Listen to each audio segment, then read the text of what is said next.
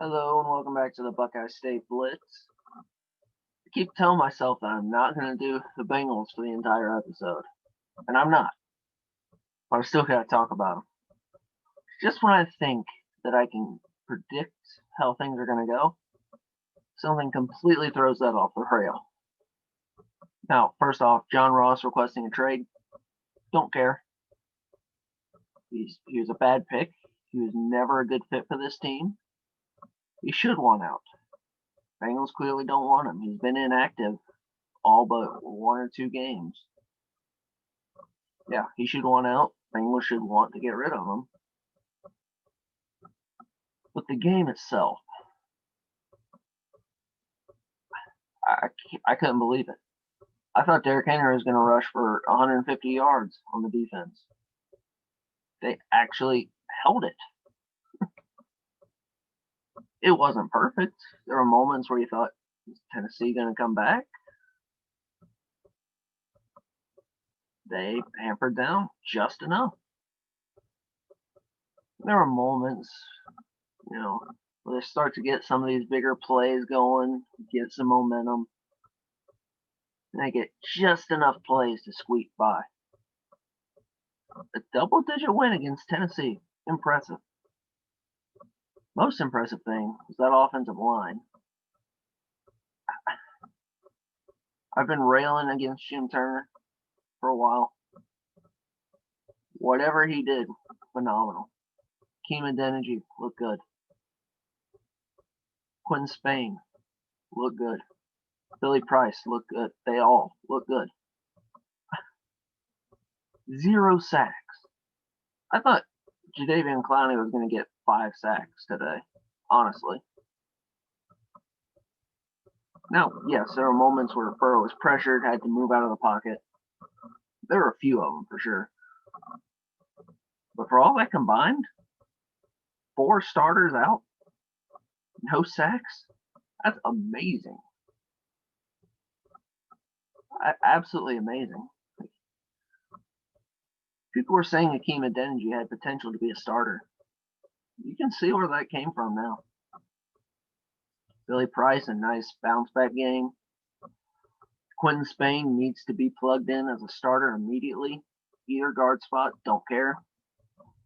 Just get him in there. That was a great signing already. AJ Green did not quite look like AJ the past couple weeks. You can live with that. I think Malcolm Butler was on him for a lot of the game, and they were saying he was pressing AJ. That's how he liked to play. So if that was the case, you can kind of understand it. An 11-point win, I'm stunned, but I'm happy. Great job, Bengals. But the game I really want to talk about. Ohio State going into Happy Valley. Now, I think it was Urban Meyer that said, when you go into Happy Valley and they have a whiteout, that's 7 to 10 points for them automatically. And I can see that. That is a tough place to play. Yeah, we have the shoe, and that's obviously tough to play. But they've got a rivaling fan base for sure. Penn State on the road is difficult. Now, the defense, they had moments where they looked completely unstoppable, that the Silver Bullets were back. But then there were moments, and you had against the Nebraska game. That was expected because it was the first game back in so long. But you have moments where all of a sudden they're starting to find some holes in the defense, breaking off some bigger plays, getting some drives going, wearing them down.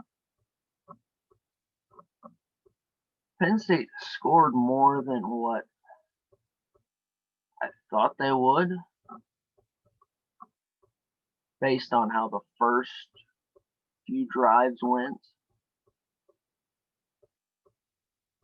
And you can tell they're missing their big playmakers, because they lost Jeff Okuda. They lost Chase Young. Important players to the draft. So you can tell they're still trying to gel a little bit. But they made some big plays, for sure. Now, if you had told me, if I didn't already know, that Haskell Garrett got shot in the face 2 months ago, I would have said you were crazy. Got shot in the face, healed up, and has been by far Ohio State's best D lineman. Which you don't see that as much, because normally for them it's the ends. Chase Young, Joey, Nick Bosa. And that's what they're hoping Zach Harrison's going to be, but he's not there yet. He wasn't that, freshman to come in and, blow up everything. No, he's still developing, which is fine. Absolutely. I think he can still be a force, but he's not quite there yet. Haskell Garrett has taken that on. And you've got the other linemen looking well, too. Tommy Togiai played well. Tyreek Smith played well. They do well. They just haven't had that one. It's like, stop him. Zach Harrison, hopefully that's him eventually. Just not yet. And that's okay. So the defense still gelling. Still got some work to do. But that offense, Justin Fields is special. He makes just the most ridiculous plays. Time and time again. I mean, I don't know what you can say. Dude's amazing. Now the rushing game has been quite interesting. I was a little iffy on Master Teague last year. He used Dobbins' change of pace back. I was like, is he going to be able to take on the role?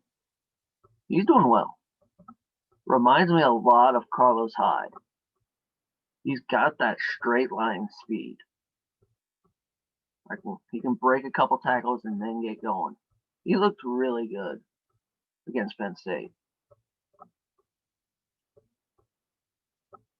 The interesting thing, though, is they don't have that, I don't really want to say scat back, but they don't have that guy that can easily bounce it out to the outside. That's what they're hoping Trey Sermon's going to be. He has not gotten there yet.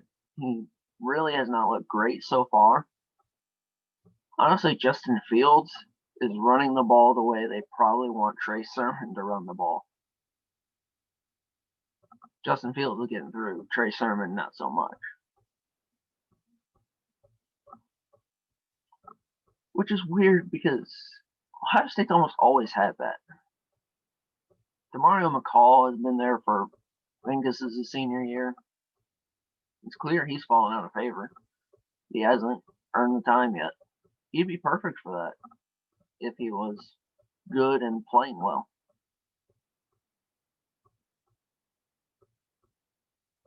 The wide receivers, though, that is an insanely talented group. Every week, you're watching Chris Olave, Garrett Wilson. That catch by Jackson Smith and Jigba last week, or I should say against Nebraska, unreal. And you see Garrett Wilson against Penn State making a catch from his knees. I have not seen a talented wide receiver room like this in a long time, if ever.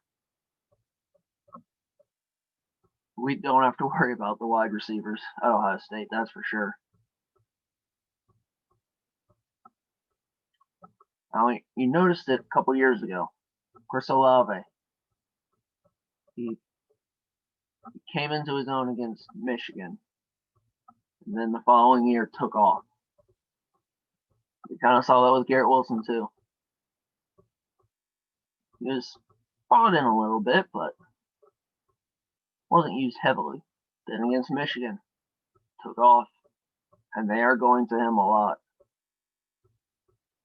Looked like Penn State was trying to blow him up a few times, though. A little questionable, but he's all right, so not too worried about it. Ohio State looks good. Once they get that defense down, look out. If they just run the table, keep doing what they're doing, they're going to be in the playoffs.